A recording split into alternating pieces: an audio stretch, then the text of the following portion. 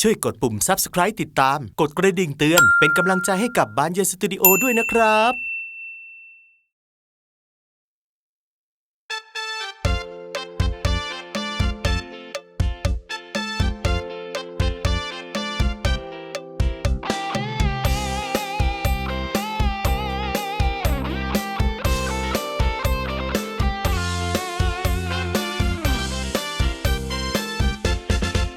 ยูสาขาลูกได้ย่อมืองา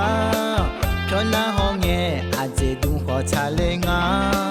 งานในห้องเงหามายาอาคาไม่ช่วยดูน้าพามือเจอาจจะเจ้าแน่เธอหน้ามือเลยน้องมอนามือมากาเลยสองอันนี้น้องหาอายุเนเลยอาดูกาลวยอันนี้กามาลง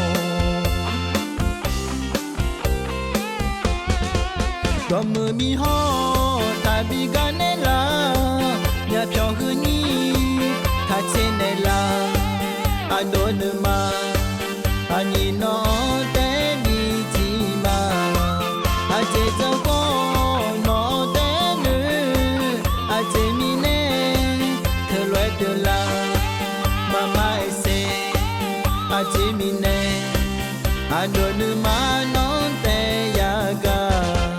nuga bi ho jamyo myo abunga nuga yung ho domu bi abunyai yu saka abulonwa domu bi ho do ya yu nya le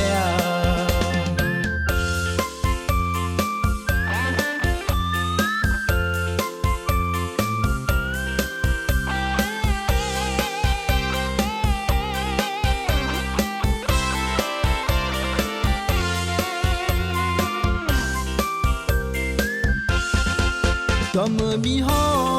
ถ้าบีกันเนล่าอย่าเพียงคืนนี้ถ้าเช่นเนล่าอันโดนมาอันนี้น้อง